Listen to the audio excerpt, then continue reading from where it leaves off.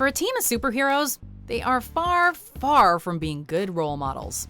Welcome to WatchMojo.com, and today we're counting down our picks for the top 10 bad lessons Teen Titans Go teaches kids. Evil! And you know what I do to evil? No! Stop it! Before we begin, we publish new content every day, so be sure to subscribe to our channel and ring the bell to get notified about our latest videos. For this list, we're taking a look at the terrible morals Teen Titans Go has displayed for the next generation. Look, we get that most of these are meant to be ironic, but the fact remains that the show's younger audience probably doesn't understand that and takes the show at face value. Number 10. Christmas is all about presents. We're nearing the North Pole. Remember, Titans, we're going in fast and silent. Let's show that jolly fat man what naughty really is. It's easy for kids to get lost in the materialistic side of Christmas. So it's important they learn the meaning of Christmas early on and learn it's not about the presents. Unfortunately, Teen Titans Go completely dismantles the lesson with a Christmas special of its own. After getting no presents for the third year in a row, the Titans break into Santa's workshop. Christmas is a time for family and friends to come together, a time for the people of the world to forget their troubles and instead focus on being good to one another. When they're told that Christmas isn't about presents, they blow up the workshop. And the episode ends with Santa admitting that Christmas really is all about the presents. In other words, the show is telling kids to buy into commercialism. Oh, this is terrible. So terrible. Christmas stinks without presents. Number 9. Greed is good. I'm making that money, that pyramid mama money. I'm making money, that pyramid scheme money. Greed will make you appear selfish, even if you're claiming to use money for good intentions. In his own foolishness, Beast Boy tries to get the other Titans to help him buy Cyborg an expensive gift, despite Cyborg saying he doesn't need one. You guys know how much he loves expensive gifts. You're making me sound like a monster. I have to get a job so I can afford the expensive present Cyborg wants. You don't. You really don't. He eventually signs up for a pyramid scheme, posing as a money sheriff.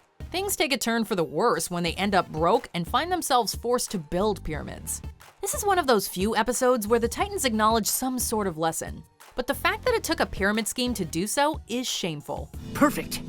Now that you've learned the value of hard labor, let's get these chains off. Number 8. Accepting sexism. If you ever took the knowledge train downtown to the corner of science and fact, you know girls could never compete with boys because they're too busy lying around, thinking about how they look and being emotional. In the episode Boys vs. Girls, the Titans find themselves at odds over which gender is better.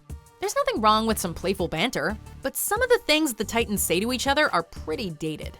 Putting his ignorance on display, Robin states how emotional girls are.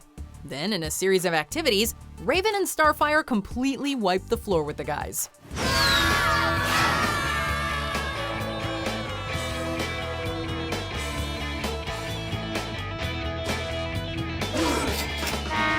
This causes Robin to set out on a quest to infect them with cooties, which obviously leads to more hijinks. You would think the episode would end with a lesson on equality or acceptance, but you would be wrong. Boys rule! Boys! Please stop. Number 7. Lie to the naive. By the moons of Xenoglurb, I have killed Beast Boy! Boo! As the only member on the team unfamiliar with Earth, Starfire frequently misunderstands the English language and human traditions. One would think to educate her about a few things. Alas, the Titans use this for their own amusement. Throughout the entire show, the Titans will frequently lie to Starfire, tricking her into doing something foolish or misleading her to believe something ridiculous. Can we please pull over? No way, Mom! Yeah! No way, Mom! Just because someone's uneducated doesn't mean you should take advantage of them. It's one thing to play a prank and explain later, but with the Titans, this is practically bullying. Of course, that isn't to say she didn't get to dish out the same medicine in a whole other episode. Hello, Cyborg! It is currently 76 degrees outside! Okay. Actually, it is only 74 degrees. Number 6. Be a follower. What do we do now? I don't know. Robin's the one who tells us what to do! Kids, It's okay to be indecisive at times. However, letting someone else make decisions for you is not a healthy habit. In this episode, Robin becomes frustrated with the Titans' indecisive behavior. In retaliation, he begins refusing to make choices for them. The Titans become so desperate for a leader that they begin following the advice of fortune cookies. You mean these cookies will tell us what to do?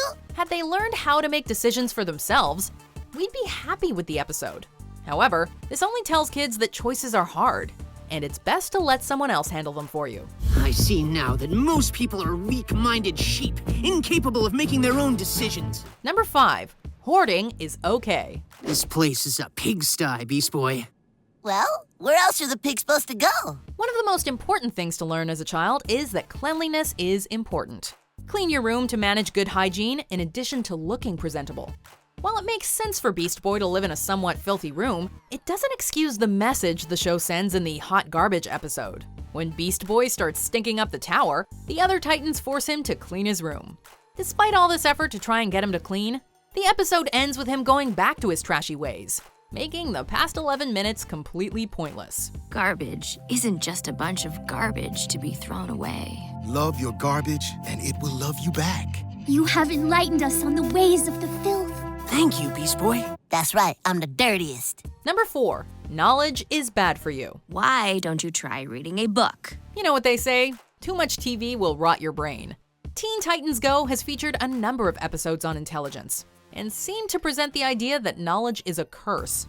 In the episode Books, Raven gets the others to finally read books. But the episode ends with them falling back on their original notion that books are boring, even calling them dangerous. You should have warned us. Reading isn't just fundamental, it's dangerous. We almost died because of books, Rave. I hope this doesn't do anything to diminish your love of reading. As for head fruit, the whole episode comes off as a lesson in repressing your own imagination. No, no, no, guys. Intelligence and creativity are vital in learning and growing as a person. When did downplaying them become such a big part of the agenda? Number 3, cheaters win. You know, I don't really feel like practicing. Me either. Yeah, that does sound like a lot of work. Then there's only one way to win. We cheat. Typically, superheroes fight for truth and justice. Artful Dodgers tells us the Titans are not about that. In the final round of a dodgeball tournament, our heroes are defeated by the high five not once, but twice.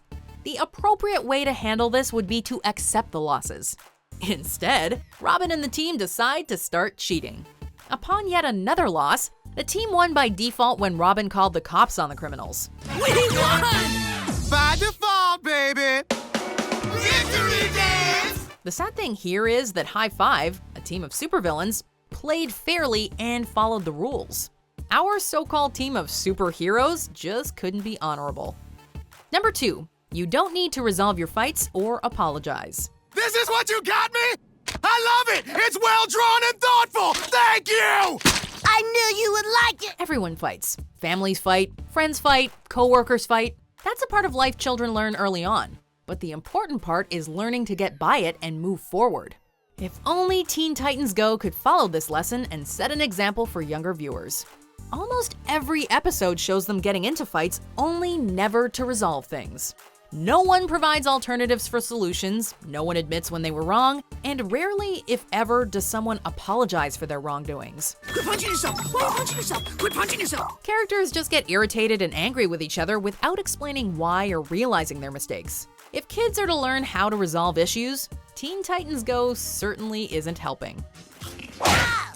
Number 1, childish behavior is acceptable. What just happened? I think we lost. If we had a nickel for every time a Titan threw a tantrum, we'd be making bank. Teen Titans Go features numerous episodes where a character or two are angry, irritated, or depressed that something didn't go their way. They'd rather mope about it or take out their rage on others instead of saying, ah well, and getting on with their life. Kids are impressionable, and displaying this type of behavior only worsens the situation for parents with already erratic children. We can understand if the exaggeration is merely for the sake of comedy, but the tantrums and whining happen so frequently throughout the show that it's simply not funny anymore. I must agree with Cyborg. It is most irritating. Thank you. Do you agree with our picks? Check out these other great clips from WatchMojo, and be sure to subscribe and ring the bell to be notified about our latest videos.